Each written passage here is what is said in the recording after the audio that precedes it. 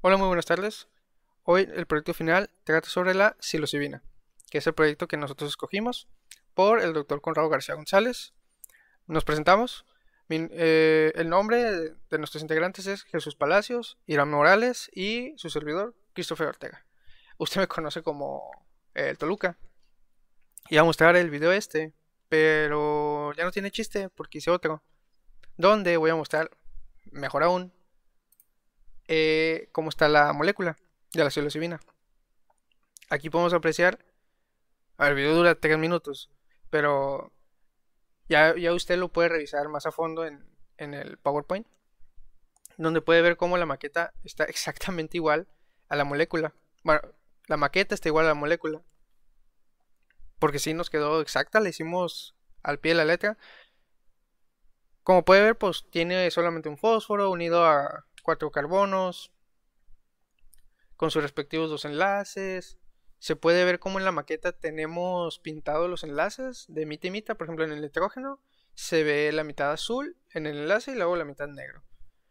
Tratamos de hacerlo está al 100% este, fabricada la maqueta de la molécula. Nada más para que la pueda apreciar.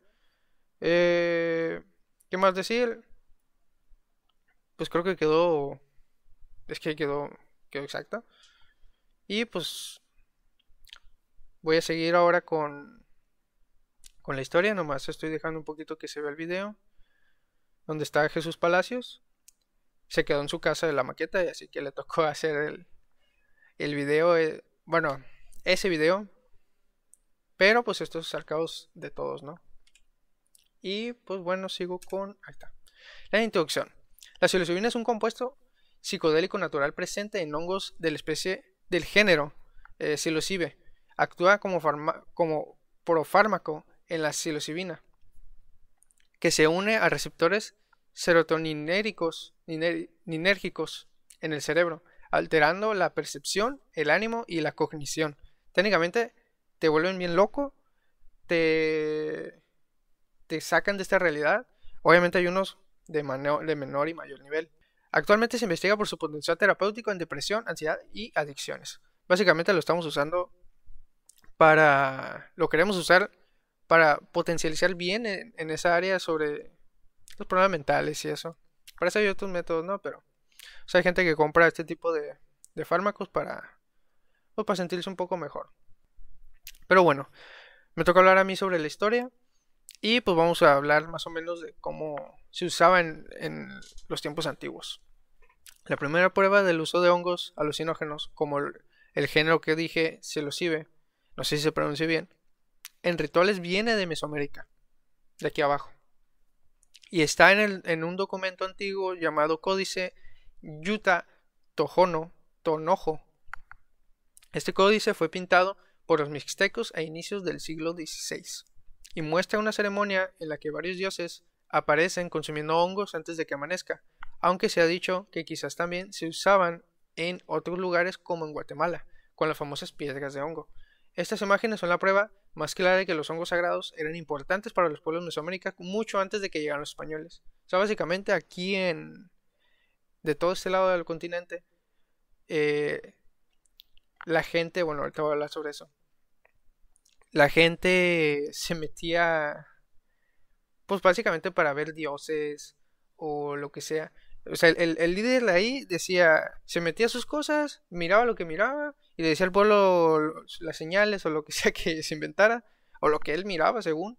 Porque uno puede alucinar lo que sea, depende de la mente de cada quien. Y si era la onda de en aquel entonces inventarse un dios de que es que yo vi esto y así, pues ahora se inventaban más, yo creo, y con eso se viajaban más todavía. Había demasiado libre albedrío en ese entonces.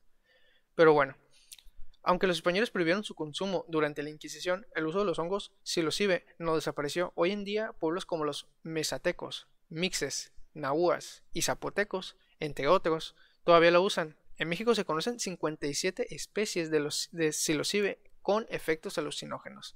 Básicamente, si de por sí el hongo ya tiene infinidad se me hace imposible decirlos todos, pues tiene aquí en México aproximadamente 57 especies con efectos alucinógenos.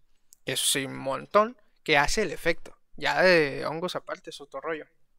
Y de ellas 35 especies y 9 variedades han sido usadas tradicionalmente por comunidades indígenas y mestizas, sobre todo en el centro y sur del país. Según la clasificación moderna, todas estas variedades equivalen a 14 especies que se reconocen oficialmente. Y pues básicamente por mi parte esto sería todo. Mi compañero va a explicar lo demás y mi otro compañero también. Y por mi parte sería todo. Este video lo edité en Clipchamp, donde puedes meter la, el video o la imagen que tú quieras. Aquí en Clipchamp se llama Microsoft Clipchamp. Depende de la computadora que sea. Si es Apple, la verdad no sé. Debe haber otras aplicaciones. Pero para grabar esto, aparte, uso el OBS y etcétera. Y pues bueno, por mi parte sería todo. Muchas gracias. Y hablé sobre la psilocibina. Hasta pronto. Ahora, ¿qué es la psilocibina? La psilocibina es una sustancia que podemos encontrar en los llamados hongos alucinógenos o hongos sagrados. Estos son aquellos que pertenecen a la familia de las triptaminas, pero específicamente en el género, lo podemos encontrar principalmente en el género, aquí, perdón, específicamente en aquellos que pertenecen al género psilocibe. Ahora, los efectos de la psilocibina pueden ser muy perjudiciales, como si llegamos a un punto de consumir bastante sustancia, bastante psilocibina, podemos llegar al punto de la psicosis, daños mentales, pero si no se llega a consumir hasta ese extremo, puedes padecer aún así alucinaciones, ya no distingues lo que es real y lo que es fantasía, o sea, repercute mucho en la salud mental de la persona el hecho de consumir esta droga. Pero cuando no se habla de la psilocibina, que es lo que no se suele hablar mucho, pero cuando se hace mención, se menciona o se resalta aquellos usos recreativos, como pueden ser el uso de la psilocibina en tratamientos de relajación. Y de hecho hay estudios que han comprobado que el uso de la psilocibina en aquellas personas que padecen ansiedad muestra efectos positivos de, de resultados, muestra efectos positivos. Algunas de sus propiedades físico-químicas, como el peso molecular, masa exacta, descripción física, sabor, punto de fusión, su pH en etanol acuoso al 50%, que es 5.2, y su solubilidad la podemos encontrar aquí de esta manera. Ok, ahora viene la pregunta, ¿la psilocibina es natural o sintética? Como bien sabemos, la psilocibina se encuentra en un hongo, así que de primeras es natural. Pero el químico suizo Albert Hoffman pudo sintetizar, fue el primero que llegó a sintetizar la psilocibina derivado del triptófano, realizando fosforilación, eh, como tal, usando reacciones de fosforilación, usando alquilación y purificación cromatográfica. Es la manera en que él pudo llegar a sintetizar por primera vez la psilocibina. Así que, en resumen o en conclusión, esta parte es natural, sí, pero también se puede llegar a sintetizar la psilocibina.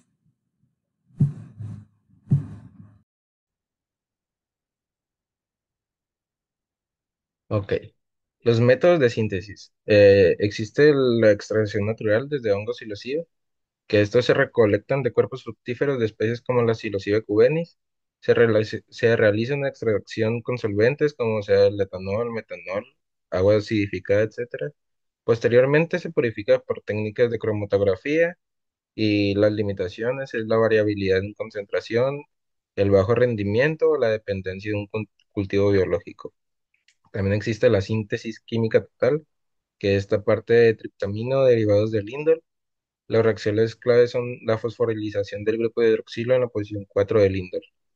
El ejemplo, pues, es una síntesis de Nichols, que esto fue en 1997, que usó 4-hidroxindol como precursor.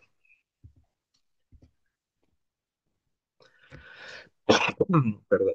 Biosíntesis en, también existe la biosíntesis en microorganismos modificados genéticamente, que esta consiste en insertar genes de psilocibe en bacterias o levaduras. Estos microorganismos producen la psilocibina a partir del triptófano y las ventajas es la escalabilidad y sostenibilidad, por lo mismo de que son bacterias. Y pues el ejemplo es un trabajo que se realizó en la Universidad de Miami y empresas como Compass Pathways. También hay una también existe la biotransformación enzimática, que es el uso de enzimas aisladas como PCIK, PCIM, para convertir 4-hidroxitriptamina en psilocibina. Esta se realiza en condiciones controladas in vitro y las ventajas son una alta especificidad y menor impacto ambiental. ¿Cómo podemos identificar este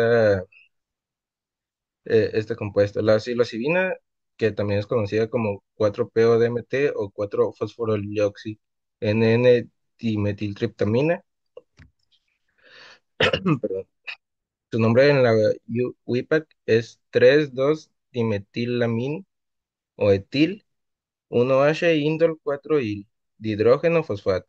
Su nombre común es la psilocibina, como antes mencioné, y su número en PubChem es 10.624 y su fórmula molecular es carbono 12 carbonos, 17 hidrógenos, 2 nitrógenos, 4 oxígenos y un fósforo. Y también voy a hablar sobre un poco de su mecanismo de acción, que esta parte, pues ingerimos la sustancia como tal, los hongos, y nuestro hígado se encarga de descomponerlo, perdón, de descomponerla en un ingrediente activo llamado psilocina, que esta pasa por el torrente sanguíneo y llega al cerebro. Eh, ok, esta interfiere con la regularización de neurotransmisores, que diga, regularización de serotonina en los neurotransmisores 5-HT y que estos son los encargados de la regularización de cambio de ánimo, perdón, de ánimo, también en el sueño, también la creatividad y...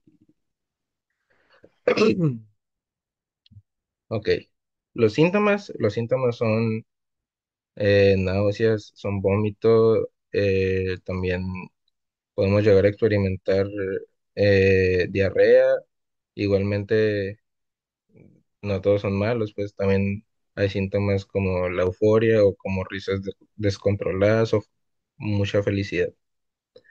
Los efectos tardan de 20 a 2 horas después de ser ingeridas. Empezamos a tener una, un cambio en la percepción visual, esta podría llegar a representarse como halos en las luces o también los colores un poco más vívidos, bueno, mucho más vívidos, perdón.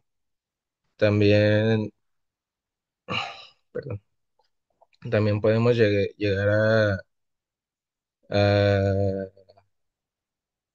a ver cómo las superficies o no, nuestras paredes ondulan o podría llegar hasta respirar, por así decirse, que es como que hacen este efecto. También algunas personas podrían llegar a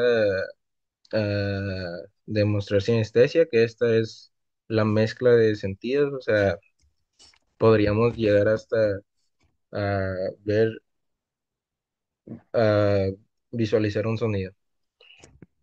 Ok, perdón.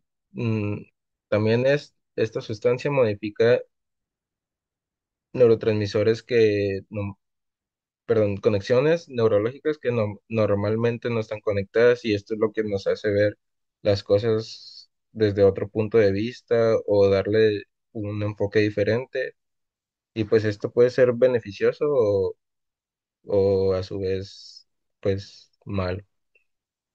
También existe una reducción de la red neuronal por defecto, que esta es la que constituye la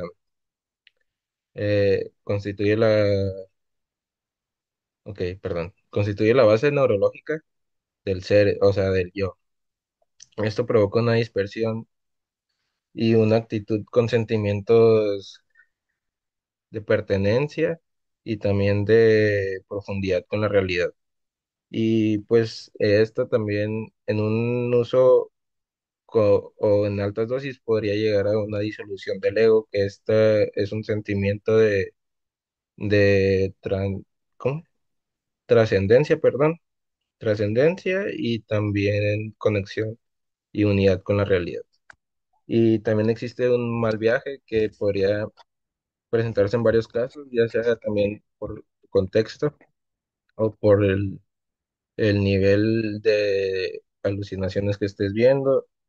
También como el tiempo pasa más lento en ese estado, pues muchas personas se desesperan y llegan a sentir mucha ansiedad de que ya no van a bajar, por así decirlo, o que ya llevan mucho tiempo y se quedarán en el viaje o se quedarán arriba. Pues por, eso es todo por nuestra parte y gracias.